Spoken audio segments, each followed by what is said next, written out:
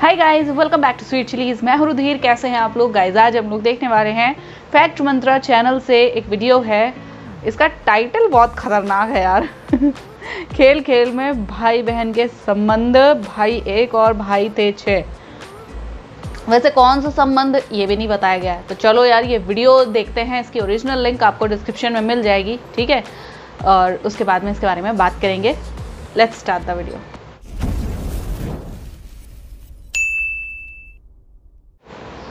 खेल खेल में भाई बहन के संबंध। बहन एक और भाई थे 6। एक 8 साल की बच्ची रोते रोते अपनी माँ के पास जाती है और कहती है, माँ मुझे भैया अपने साथ खेलने नहीं दे रहे। माँ ने बोला तो चिंता मत कर, मैं बात करती हूँ। उतनी देर में उस बच्ची का भाई आ जाता है, जिससे माँ कहती है कि अरे तुम अपनी छोटी बहन को क्यों परेशान कर रहे हो, इससे अपने साथ क्यों नहीं खिलाते।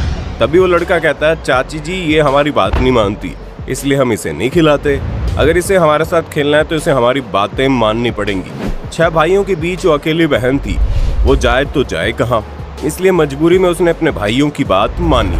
पर जब खेल शुरू होता है तो एक ऐसा खेल होता है जिसकी उम्मीद कभी किसी ने नहीं की थी, और जब आपको उस खेल के बारे में पता चलेगा तो आपके भी रोंगटे खड़े हो जाएंगे और अपने बच्चों के लिए आपकी चिंता और ज्यादा बढ़ जाएगी।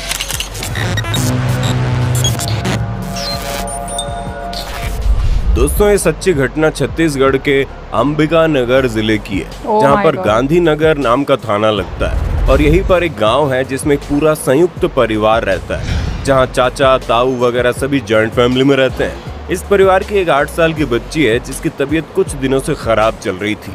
बच्ची की हालत दिन प्रतिदिन खराब होती जा रही थी, जिसे देख माँ को अपनी बच्ची की चिंता सताने लगी। माँ ने पूछा, बेटा तुम्हें क्या हुआ है? तुम्हारी तबीयत दिन प्रतिदिन ढलती जा रही है, तुम बहुत कमजोर हो रही हो। अब 8 साल की बच्ची को क्या पता कि उसे क्या हो रहा है और क्या नहीं, इसलिए वो माँ से बोल देती है, मुझे नहीं पता मम्मी। हालांकि बच्ची को जो बुखार जुकाम बदन दर्द वगैरह की तकलीफ थी उसने अपनी माँ से बताई, और माँ ने डॉक्टर को दिखाया, पर डॉक्टर की दवा लेने के बावजूद भी बच्ची की सेहत में कोई सुधार नहीं आ रहा था। उल्टा बढ़ते दिनों के साथ उसकी हालत और ज्यादा खराब होती जा रही थी। अपनी बेटी की यह हाल देखकर माँ को बहुत ज्यादा चिंता होने लगी और वो सोच में पड़ गई कि इतनी दवा कराने के बाद उसकी बेटी को आराम क्यों नहीं हो रहा और क्यों वो इस तरह से कमजोर होती जा रही है। हालात इतने नाजुक हो गए कि 3 फरवरी 2022 को उस बच्ची की तबीयत बहुत ज्यादा बिगड़ गई। उसके पेट में तेज दर्द होने लगा। जहाँ एक तरफ बच्ची के पेट में दर्द हो रहा था, उसे डॉक्टर के पास लेकर जाया जाता है, वहीं दूसरी तरफ उसी बच्चे का बड़ा भाई, जिसकी उम्र लगभग 18 साल के आसपास होगी, जो बाकी बच्चों से थोड़ा बड़ा था और जो 6 बच्चे आपस में खेलते थे उनके साथ वो नहीं खेलता था। वो लड़का कुछ ऐसी बातें सुनता है जो शायद उसे बहुत पहले सुन लेनी चाहिए थी।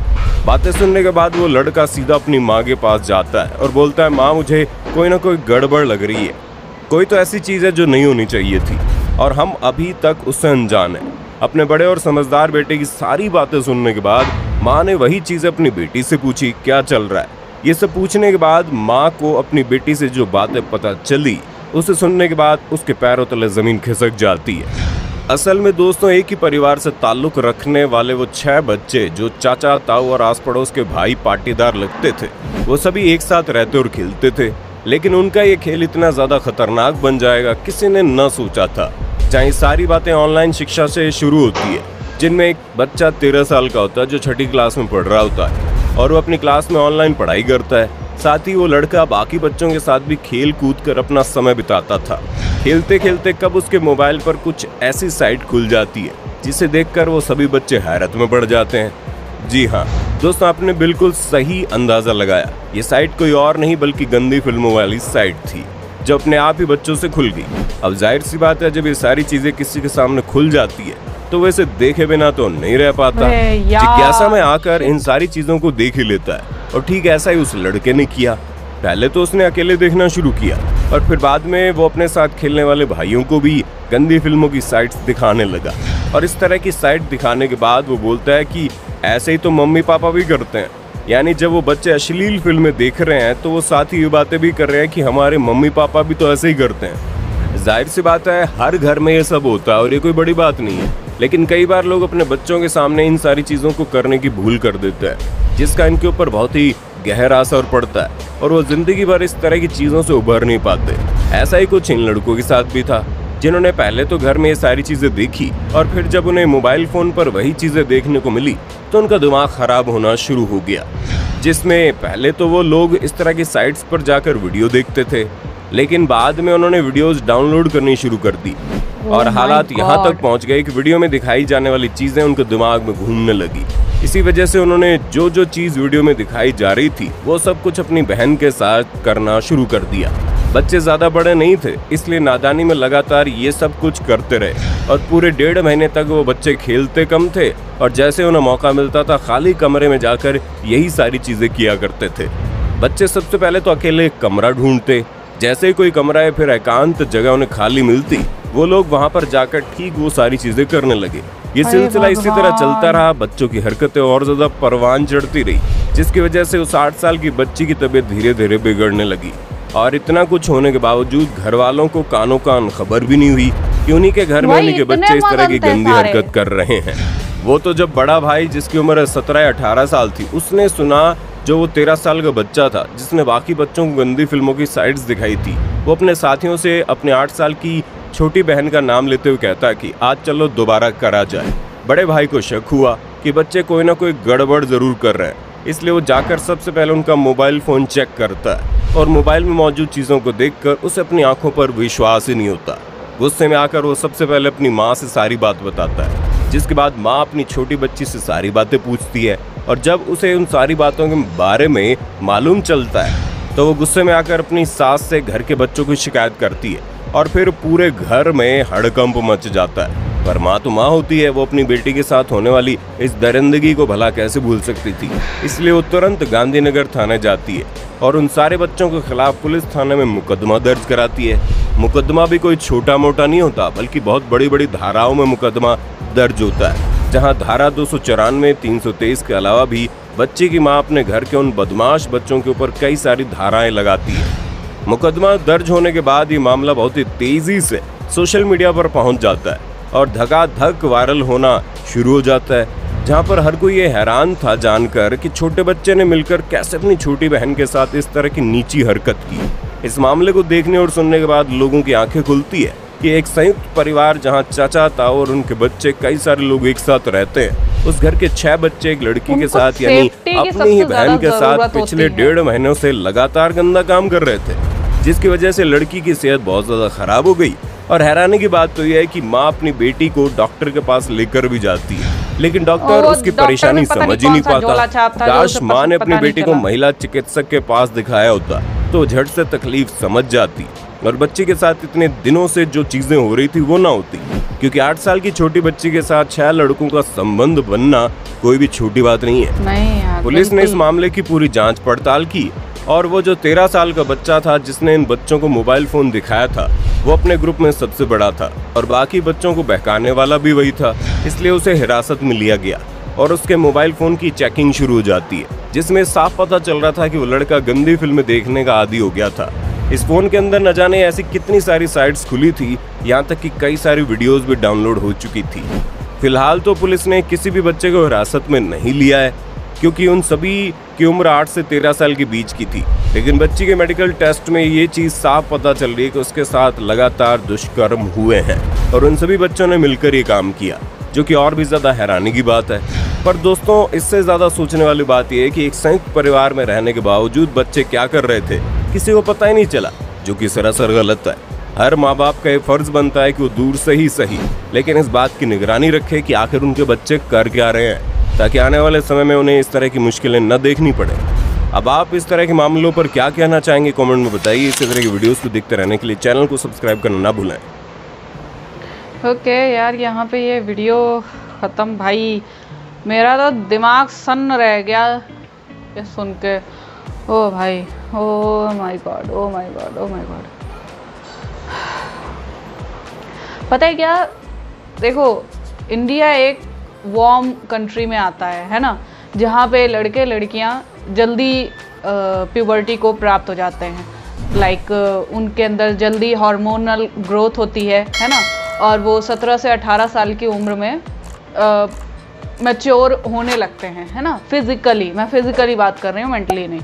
फिजिकली वो मैच्योर होने लगते हैं। 13 से 14 साल की उम्र में से ही ये सब प्रोसेस शुरू होती है ना। उससे पहले तो मतलब लड़कियों में आप देख लो 12-13 साल की उम्र से, और लड़कों में एटलीस्ट 13-14 साल की उम्र से ये सब जो हार्मोनल चेंजेस होते हैं। सो जिस चीज़ पर उनका ध्यान मतलब उनकी अडल्ट एज में जाना चाहिए, उस तरफ उनका रुझान, उनका क्यूरोसिटी वो 13-14 साल की उम्र से ही बढ़ने लगता है। आजकल के टाइम में तो और ज़्यादा, जबकि ऑनलाइन पढ़ाई हो रही है।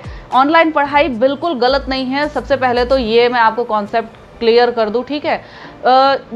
जब भी बच्चा ऑनलाइन पढ़ाई कर रहा हो, ठीक है, तो ये माँ बाप का सबसे बड़ा फ़र्ज़ है कि वो देखें कि हाँ उसका बच्चा पढ़ाई ही कर रहा है ना, या कहीं गेम वेम ना डाउनलोड कर रहा हो, कुछ खेल ना रहा हो। आजकल तो जो भी ऐप्स, आप लोग ने अक्सर ध्यान दिया होगा कि कोई ऐप अगर आप डाउनलोड करते हैं या फिर यूट्यूब पर ही, या फिर किसी जैसे कोई भी आप वीडियो अगर डाउनलोड करें तो उसके नीचे कई सारे एड्स आते हैं, है ना।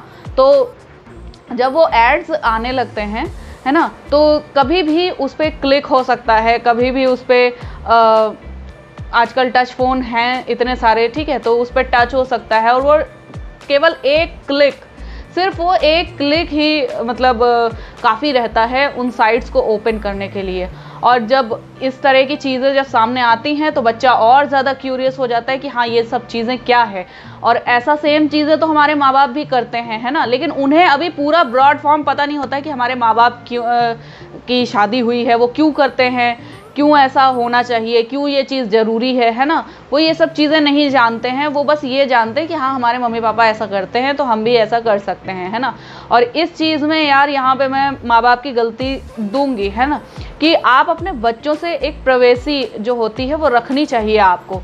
जब बच्चे हैं सामने, ठीक है, तो एटलीस्ट आपको थोड़ा सा अपनी जो सीमाएं होती हैं वो बांधनी पड़ती हैं, थोड़ा सा प्राइवेसी बांधना पड़ता है, एक्स्ट्रा रिस्पॉन्सिबल होना पड़ता है।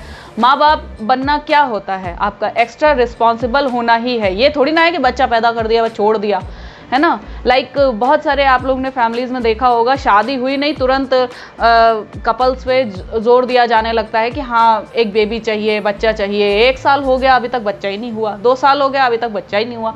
तो ये चीज़ें नहीं, जब तक आप मन से मैच्योर नहीं हो जाते, आप उस रिस्पॉन्सिबिलिटी को, उस जो इतना बड़ा वो एक रिस्पॉन्सिबिलिटी है, ठीक है, उसे उठाने लायक नहीं हो जाते, जब तक आप फिजिकली, मेंटली और फाइनेंशियली भी, तो तब तक नहीं आपको करना चाहिए, है ना। बेबीज़ वगैरह नहीं करने चाहिए। लेकिन फिर भी लोगों की आजकल मान्यताएं जो हैं वही, उनसे ही उभर पाओ वही बहुत है। तो ऐसी चीज़ों के बीच में एक बाउंड्री लाइन होनी चाहिए कि आपका बच्चा उन चीज़ों की तरफ ना जाए, है ना। और ख़ासकर जब उसका ग्रोथ पीरियड चल रहा हो तब और ज़्यादा ध्यान देने की ज़रूरत होती है कि हाँ बच्चा हमारा इस एज में है, इसके हार्मोनल चेंजेस होंगे, शरीर में बदलाव आएंगे, इसलिए हमें उधर ध्यान देने की ज़रूरत है, ठीक है। ना सिर्फ हमें अपने काम में बिज़ी रहना है, बल्कि हमारे पास एक अदर बहुत बड़ी रिस्पॉन्सिबिलिटी है, एक अच्छे भविष्य को बनाना, एक अच्छे भविष्य को जन्म देना, उसे पालना पोसना, ठीक है।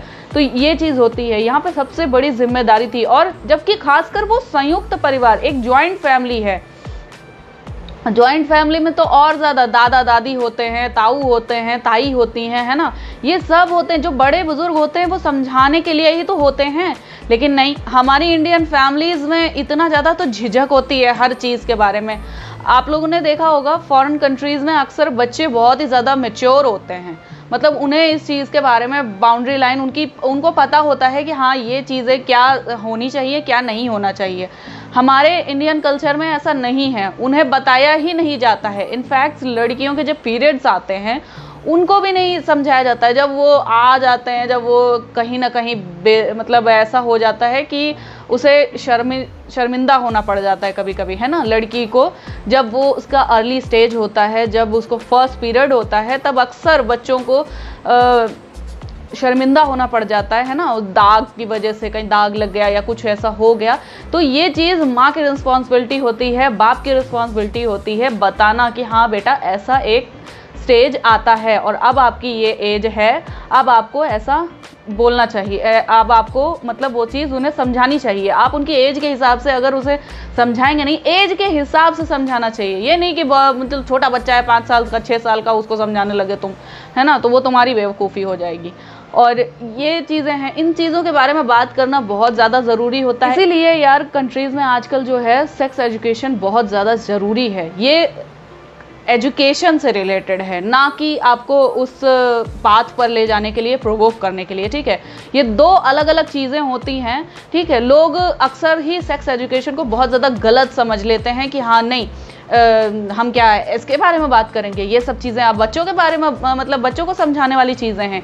एक एज पर समझाया जाता है, जब उनकी जब वो प्यूबर्टी को हिट करने लगते हैं, ठीक है, जब वो अपने ग्रोथ एज में होते हैं, तब उन्हें वो बातें समझानी ज़रूरी हैं, ठीक है। वो तुम्हें अच्छी लगें चाहे बुरी लगें, लेकिन एक तरीका होता है बात करने का, उससे समझाना उन्हें ज़रूरी होता है। सो यहाँ पर यार ये मतलब वीडियो देखकर तो रोंगटे खड़े हो गए सच में मतलब क्या ही हो गया। और बच्चों को जो वो 13 साल का बच्चा था, ठीक, मेरे ख्याल से तो यही ठीक था कि उसे इस बारे में बहुत ज़्यादा समझाने की ज़रूरत थी, उसे काउंसलिंग की ज़रूरत थी। वो 13 साल का बच्चा था, अपनी ग्रोथ एज में था, है ना। उसकी काउंसलिंग अगर अच्छे से कराई जाती तो आई एम श्योर वो आगे जाके सुधर सकता था, अच्छा हो सकता था। और कई बार इंसानों का नेचर भी ऐसा होता है कि उनके दिमाग से वो चीज़ें निकल नहीं पाती हैं। सो उसके लिए भी अलग अलग प्रोविजंस हैं। सो आई होप आप लोग को रिएक्शन समझ में आया होगा, पसंद आया होगा। अगर अच्छा लगा हो देन प्लीज़ लाइक और शेयर ज़रूर करना। मैं मिलूंगी नेक्स्ट वीडियो में, तब तक के लिए बाय बाय।